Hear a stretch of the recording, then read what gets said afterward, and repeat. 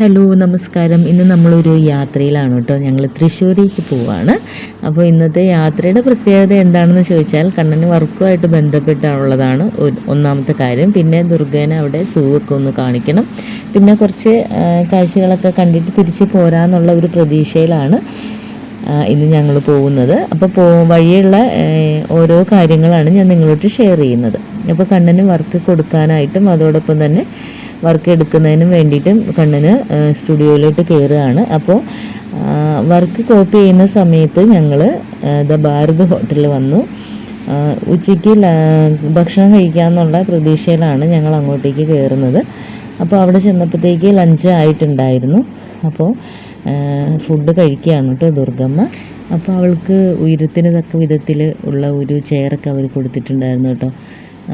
നമ്മൾ പുറത്തിറങ്ങിയാൽ ദുർഗ വേണ്ട വിധത്തിലുള്ള ഭക്ഷണം കഴിപ്പൊക്കെ കുറവാണ്. വീട്ടിലുള്ളപ്പോൾ ആ കറക്റ്റ് ടൈമിൽ എന്താണ് നമ്മൾ കൊടുക്കണം അത് നിർബന്ധിച്ചാണെങ്കിലും അതൊന്ന് കഴിക്കുമെന്ന് മാത്രമേ ഉള്ളൂ. പുറത്തിറങ്ങി ഹോട്ടലിൽ ചെന്നാലാണെങ്കിലും ഒന്നും വലിയ കഴിപ്പൊന്നും ദുർഗയെ സംബന്ധിച്ച് ഉണ്ടാകാറില്ല. അപ്പോൾ നമ്മൾ ഭക്ഷണം കഴിഞ്ഞ ശേഷം തിരിച്ച് പോവാണ്. തിരിച്ച് പോകുന്ന വഴിക്ക് ഞങ്ങൾ കണ്ണന് ഇയർബഡ്സ് ഒന്ന് ചേഞ്ച് ചെയ്യുന്നതിന് വേണ്ടിയിട്ട് ഞങ്ങൾ ഒരു ഷോപ്പിൽ വന്നിട്ടുണ്ടായിരുന്നു. അപ്പോൾ കണ്ണന് ദുർഗേനെയും കൊണ്ടിട്ട് അങ്ങോട്ട് പോയി. ഞാനും പായക്കുട്ടനും ജസ്റ്റ് പുറത്തേക്ക് ഒന്ന് ഇറങ്ങി ഞങ്ങൾ കുറച്ച് നേരം അവിടേക്കൊന്ന് നിന്നു കേട്ടോ.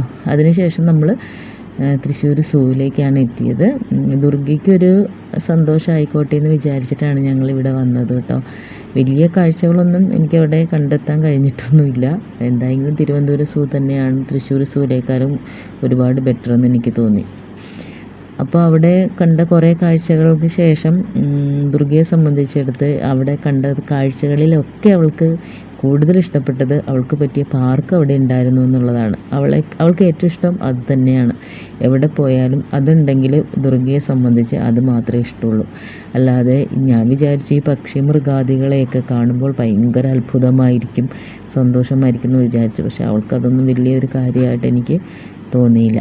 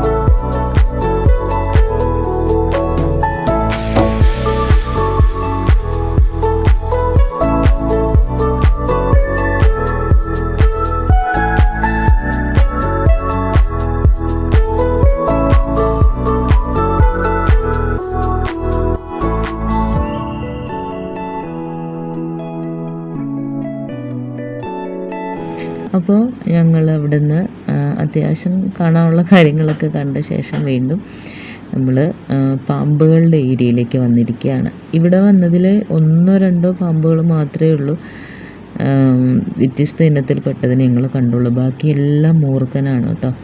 പക്ഷേ മൂർഖന് ഇത്രയും വലുപ്പമുണ്ട്, ഇത്രയും നീളമുണ്ടെന്നൊക്കെ ഞാൻ കണ്ടത് ഇപ്പോഴാണ്. എന്തായെങ്കിലും ഇവറ്റകളുടെ ഓരോ അഭ്യാസങ്ങൾ കാണുമ്പോൾ തന്നെ എന്തോ കണ്ടു നിൽക്കുമ്പോൾ തന്നെ ശരീരത്തിൽ വല്ലാത്തൊരു അവസ്ഥ ഫീൽ ചെയ്യുന്നുണ്ടായിരുന്നു കേട്ടോ. എനിക്ക് പൊതുവേ ഈ പാമ്പിൻ്റെ ഒരു പടം പോലും കാണുന്നത് എന്നെ സംബന്ധിച്ച് എനിക്ക് പേടിയാണ്. ഒരു പേപ്പറിൽ ഒരു ഫോട്ടോ കാണുന്ന പോലും എനിക്ക് പേടിയാണ്. പക്ഷെ ഞാൻ അവരെ കണ്ടങ്ങനെ നിന്നു എന്നിപ്പോൾ ഓർക്കുമ്പോൾ എനിക്ക് ഭയങ്കര അത്ഭുതവും തോന്നുന്നു. എനിക്കൊരു പേടി കൂടാതെ ഞാൻ ഇവരെ കണ്ടു നിന്നല്ലോ എന്നോർത്തിട്ട്. കാര്യം പറഞ്ഞാൽ ചില്ലിൻ്റെ അപ്പുറത്തൊക്കെയാണ്, എങ്കിലും കാണുമ്പോൾ നമുക്കൊരു എന്തോ ദേഹത്തൊക്കെ ഒരു വല്ലാത്തൊരവസ്ഥ. നിങ്ങൾക്ക് അങ്ങനെ തോന്നാറുണ്ടോ?